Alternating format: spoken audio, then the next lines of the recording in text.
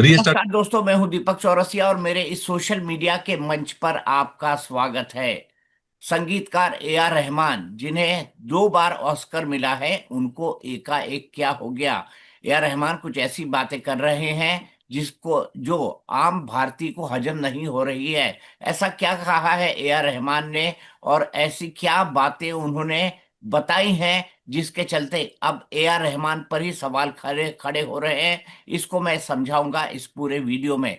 दरअसल ए आर रहमान ने BBC Asian services को एक इंटरव्यू दिया है, और इस इंटरव्यू में उन्होंने साफ साफ कहा है कि पिछले 8 साल में उन्हें फिल्में मिलना कम हो गई। और ऐसा इसलिए हुआ क्योंकि अ, फिल्मों में जो है, जो सत्ता परिवर्तन हुआ उसके बाद सांप्रदायिकता बढ़ गई। हालांकि उनका ये भी कहना है कि सांप्रदायिकता के इस टच से उनकी मुलाकात कभी नहीं हुई, लेकिन उनका मानना है कि ऐसा होता है और ऐसा हो रहा है। सवाल ये है कि ए आर रहमान ने ऐसा क्यों कहा है। सवाल ये है कि क्या अगर कोई मुसलमान है तो उसके साथ बॉलीवुड इंडस्ट्री के अंदर भेदभाव होता है। सवाल ये भी है कि भारत के फिल्म इंडस्ट्री ने कितने मुसलमानों को अपने सर पे बिठाया है। सवाल ये भी खड़ा होता है कि एक फिल्म के लिए 8 से 10 करोड़ रुपए लेने वाले ए आर रहमान आखिरकार ऐसी बातें क्यों कर रहे हैं। सवाल ये भी खड़ा होता है कि एक फिल्म के लिए, एक गाने के लिए 3 करोड़ रुपए लेने वाले ए आर रहमान को ऐसा क्या हो गया है जो वो इस तरह की बातें कर रहे हैं। बीबीसी के अनुसार ए आर रहमान की जो नेटवर्थ है वो 1,728 करोड़ रुपए है। इतना अमीर आदमी अगर ये कहता है कि उसे फिल्में नहीं मिल रही, तो अपने आप में एक बड़ा सवाल खड़ा होता है, बड़ा सवाल पैदा होता है। इसी पर बात करने के लिए मेरे साथ मेरे सहयोगी ओम प्रकाश नारायण जुड़े हुए हैं, जिनके साथ मैंने कई सारी रिपोर्टिंग की है। आपको क्या लगता है, क्यों कहा ए आर रहमान ने ऐसा, ओम प्रकाश? सर दीपक जी, आ, उन्होंने क्यों कहा यार रहमान, उनके दिमाग में क्या चल रहा था ये रहमान बेहतर समझेंगे जानेंगे। लेकिन जो कल्चर है इस तरीके के स्टेटमेंट देने का, कंट्रोवर्शियल स्टेटमेंट देने का और अपनी बातों को समाज में पहुंचाने का, उससे तो दो ही चीजें लगती हैं। या तो ए आर रहमान खबरों में बना रहना चाहते हैं, बहुत दिनों से खबरों में नहीं थे। उनकी एक अपकमिंग मूवी रामायण जिसमें उन्होंने दिया है, रामायण मतलब आप समझिए, रामायण में ए आर रहमान ने म्यूजिक दिया है और वो रिलीज होने वाली है, उसके पहले ए आर रहमान ऐसी बातें कर रहे हैं। दूसरा, ए आर रहमान तमिलनाडु चुनाव में भी कुछ करना चाहते हैं क्या? मुझे वैसे ही मतलब जस्ट मैं आपसे पूछूंगा समझूंगा कि तमिलनाडु में चुनाव होने वाला है, उसके पहले ऐसा स्टेटमेंट जिससे विपक्ष के नेता ही खुश होंगे, आम जनता का तो कोई सरोकार नहीं है। क्योंकि छैया छैया गाना सुनने वाला ए आर रहमान का गाना इसलिए नहीं सुनता था कि वो हिंदू है मुस्लिम है। रामायण में म्यूजिक इसलिए रहमान को नहीं मिला होगा, वो हिंदू थे या मुस्लिम थे, मुस्लिम है। जाहिर सी बात है कि हमारे लिए तो संगीत है, वो संगीतकार हैं, वो मुसलमान हैं। ये बात उनको पता होगी, उनके जो फॉलोअर्स हैं उनको नहीं पता, जो संगीत जानना सुनना चाहते हैं उनको नहीं पता, ना वो लेकिन ओम जानना प्रकाश चाहते हैं। लेकिन ओम प्रकाश, मैं यहाँ पर एक बात जोड़ना चाहूंगा। ए आर रहमान जन्म जन्म से मुसलमान नहीं है, वो एक कन्वर्टेड मुसलमान है। ए आर रहमान के पिता जो है वो हिंदू थे। ए आर रहमान के पिता हिंदू थे, और ए आर रहमान खुद जो है वो बचपन के अंदर कन्वर्ट हुए। अपनी पहली फिल्म रोजा के आसपास वो कन्वर्ट हुए हैं, और कन्वर्ट होने के बाद उन्होंने अपना नाम ए आर रहमान यानी अल्लाह रखा, रहमान रखा। ये भी अपने आप में एक बड़ी बात है। तो जन्मजात कोई मुसलमान होता और कोई वो ऐसी बातें करता कि सांप्रदायिकता के कारण उसको काम नहीं मिल रहा है, तो बात दूसरी होती, तो बात दीगर होती। लेकिन यहाँ तो जो है ए आर रहमान जो है वो खुद कन्वर्ट हुए हैं, और कन्वर्ट होके इस्लाम में आए हैं। इस्लाम में उन्होंने अपना नाम भी बदला, उन्होंने अपने रहने का, खाने का, पहनने का, बाकी चीजें जो है सूफियाना कलाम करने लग गए।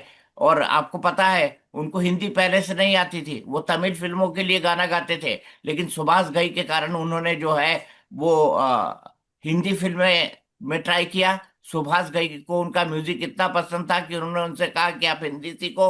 उन्होंने सुभाष घई के कारण हिंदी सीखी। सुखविंदर सिंह, उनके गाने से वो इतना प्रभावित थे कि उनके चलते उन्होंने पंजाबी सीखी। और ए आर रहमान जो है नुसरत फतेह अली खां और राहत फतेह अली खां के गानों, खासतौर से नुसरत साहब के गानों के बाद उन्होंने उर्दू सीखने शुरू की। तो ये चीजें बताती हैं कि हमारा जो बॉलीवुड की इंडस्ट्री है वो बहुत जल्दी एडॉप्ट करती है, बहुत जल्दी जो है वो तमाम चीजों पर जो है वो आप न केवल एडॉप्शन आप करती है। आप बिल्कुल ठीक कह रहे हैं दीपक जी, बिल्कुल ठीक कह रहे हैं। बॉलीवुड की इंडस्ट्री, तो मतलब आप बताइए ना, बचपन से हम लोग सिनेमा देखते हैं, क्या कभी किसी एक्टर को, किसी म्यूजिक कंपोजर को, किसी एक्ट्रेस को हिंदू और मुस्लिम होने की वजह से देखा है क्या? पता नहीं यार रहमान कैसी बातें कर रहे हैं, मतलब बिल्कुल बचकानी बातें जिसको कहते हैं, बिना सर पैर की बातें जिसको कहते हैं, ये बिना सर पैर की बातें हैं कि बॉलीवुड इंडस्ट्री में काम करने वाला कोई आदमी तुम्हें मुस्लिम और हिंदू समझ के काम देता है। सैफ अली खान और शाहरुख खान सिर्फ खान भाइयों के लिए सिनेमा बनाते हैं, कैसी बातें करते हैं यार रहमान। मतलब बस मतलब ये ऐसी बाकी बिना सिर पैर की बातें हैं दीपक जी, जिसका कोई तथ्य नहीं है। मतलब या तो वो खबरों में बने रहने के लिए कर रहे हैं, या किसी अपोजिशन लीडर को खुश करने के लिए कर रहे हैं, जो मुझे दिख रहा है।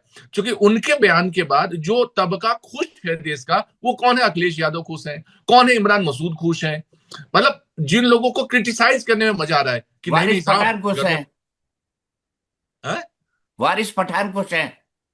हाँ वारिस भाई, वो अब ओवैसी को भी अब तक आ जाना चाहिए था, मैदान में कूद जाना चाहिए था। आते ही होंगे, कहीं रास्ते में फंसे होंगे, लेकिन ओवैसी साहब भी उस पर कूदेंगे ही कूदेंगे, उनको और देश की हालत खराब लगेगी। दीपक जी आप बताइए, आपने तो देखा है चीजों को, क्या आपने बॉलीवुड इंडस्ट्री को कभी कॉम्युनल फील किया है क्या? बॉलीवुड इंडस्ट्री के 2500 लोगों को आपने इंटरव्यू किया है, एक एक घंटे बैठे, अब दो दो चार चार घंटे बैठे साथ में।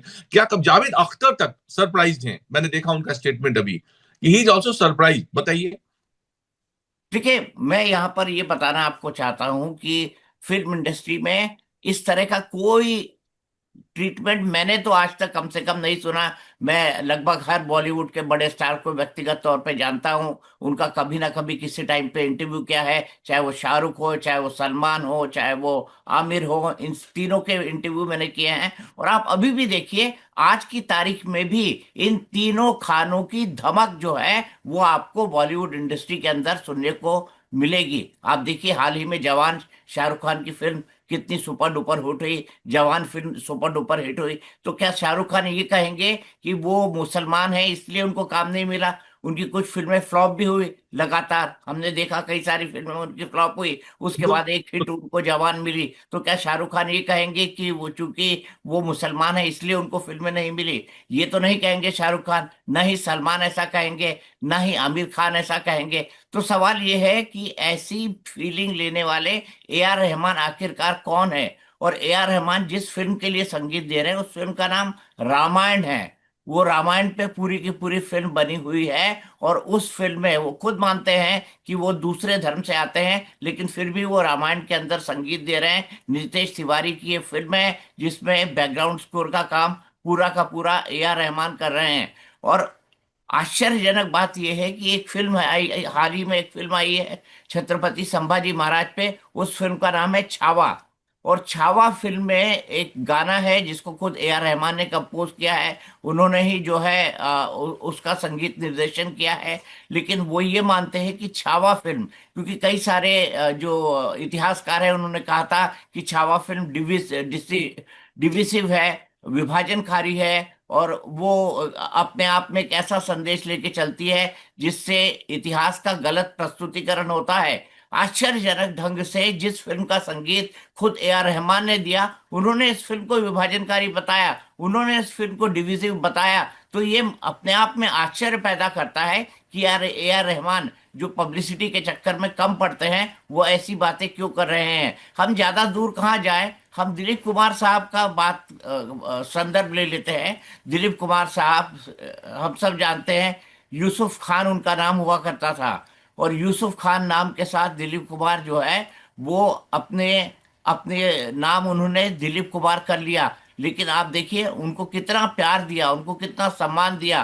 और आइकॉनिक दिलीप कुमार को आज की तारीख में भी माना जाता है कि वो एक आइकॉनिक एक्टर थे। ऐसे कई सारे लोग होंगे जिन्होंने अपने नाम बदले, जो हिंदू से मुसलमान बने, मुसलमान से हिंदू बने। मुसलमान से हिंदू बनने वाले, हिंदू से मुसलमान बनने वाले में तो शायद ए आर रहमान होंगे, लेकिन मुसलमान से हिंदू बनने वाले कई सारे नाम होंगे। और ये कई सारे नाम इंडिकेट करते हैं कि इस तरह का भेदभाव बिल्कुल नहीं है, इस तरह का भेदभाव बॉलीवुड के अंदर नहीं होता है। मैं आपको एक नाम बताता हूँ, यासून, मेरे ख्याल से उनका नाम है अब्बास साहब। अब्बास साहब एक मुस्लिम धर्मगुरु है, और उन्होंने कहा कि मैं अब्बास मस्तान को बहुत अच्छी तरह जानता हूँ। मुझे नहीं पता कि ए आर रहमान को ये एक्सपीरियंस कहाँ से हुआ, लेकिन अब्बास मस्तान को तो काम करने में किसी तरह की दिक्कत नहीं आती। तो जिस समाज से ए आर रहमान अपने लिए जो है वो काइंड वर्ड्स की उम्मीद कर रहे थे, अच्छे शब्दों की उम्मीद कर रहे थे, पीठ थपथपाने की उम्मीद कर रहे थे, वो लोग भी उनकी इस बात को नहीं मान रहे हैं। हालांकि आपने सही कहा, अखिलेश यादव ने कहा कि देखिए, कला और संस्कृति को जो है भेदभाव से ऊपर होना चाहिए। वारिस पठान ने कहा, उन्होंने कहा कि जब से बीजेपी आई है तब से नफरत की भावनाएं जो है वो बढ़ती जा रही हैं। इसके अलावा आपने कहा, इमरान मसूद ने कहा, इसके अलावा आपने जैसा बताया कि इमरान मसूद के अलावा जो है वो दिलीप जायसवाल ने कहा कि कुछ लोगों के दिमाग में कीड़े भरे होते हैं। जो भारतीय जनता पार्टी के बिहार के अध्यक्ष हुआ करते थे, दिलीप जायसवाल, उन्होंने ये बात कही। तो ये तमाम बातें इंडिकेट करती है कि लोगों ने ए आर रहमान, जिनको इतना प्यार मिला, जिनको इतना सम्मान मिला, आप बताइए, 1997 में उन्होंने वंदे मातरम गाया। वंदे मातरम आज की तारीख में देश का सबसे बड़ा आइकॉनिक एंथम है। अब वो ए आर दीपक रहमान। आप बिल्कुल ठीक कह रहे हैं, बिल्कुल ठीक कह रहे हैं। आइकॉनिक गाने हैं। मतलब रोजा जाने मन, जो रोजा मूवी थी उसके अंदर जो गाना है, भारत देश से प्यारा है, वो इन्हीं का है। वंदे मातरम इन्हीं का है। इनके एक से एक आइकॉनिक गाने हैं जो बिल्कुल मतलब मुझे लगता है 50 साल और इंडस्ट्री पे राज करने वाले गाने। वैसा जय हो, आदमी उसको जो, कैसे बोल सकते हैं हम? हाँ एग्जैक्टली, स्लम वो डॉग मिलियनेयर। पेट्रियोटिक और ऐसी ऐसी बातें करे। इस देश मैंने वाकई त्रासदी है, ये त्रासदी है इस देश का कि आपको कुछ भी बोलने की आजादी है। इसका मतलब कतई नहीं कि आप देश को ही डिमीन करें। आप अपने आप को बड़ा करने के लिए देश को, समाज को डिमीन करें, ये बिल्कुल गलत है।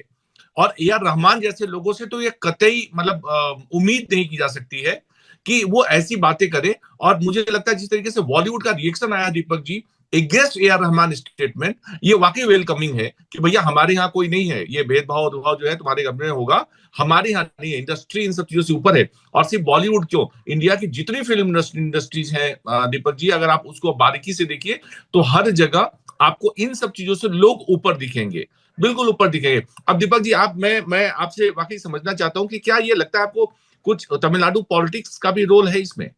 नहीं, मुझे नहीं लगता, क्योंकि ए आर रहमान हमेशा अपॉलिटिकल रहे हैं। पॉलिटिक्स से उनके दूर दूर तक कोई नाता नहीं रहा है। तो मुझे इसमें पॉलिटिकल रोल तो ओम प्रकाश जी कतई नहीं लगता। और मुझे लगता भी नहीं है कि किसी तरह की राजनीति के चलते ए आर रहमान ने ये बात कही होगी। लेकिन ए आर रहमान ने ये बात क्यों कही है, यही लाख टके का सवाल है। और इसका जवाब हम लोग तमाम अपने आने वाले पोस्ट में, अपने आने वाले विश्लेषण में खोजते रहेंगे। हमारी इस खास पेशकश में आज के लिए इतना ही। लेकिन मैं चलते चलते आपसे रिक्वेस्ट कर दूं कि आप इसे शेयर करिए, लाइक करिए, और साथ ही साथ अधिक से अधिक सब्सक्राइब करिए, कि सब्सक्रिप्शन से ही जो है मेरी दुकान आगे बढ़ेगी। इसीलिए सब्सक्राइब आप जरूर करिए। मेरी दुकान को थोड़ा आगे बढ़ाइए, मुझे थोड़ा सम्मान दीजिए, मुझे थोड़ा प्यार दीजिए। तो आज के लिए इतना ही। लेकिन इस मुद्दे का विश्लेषण हमारे इस चैनल पर लगातार होता रहेगा।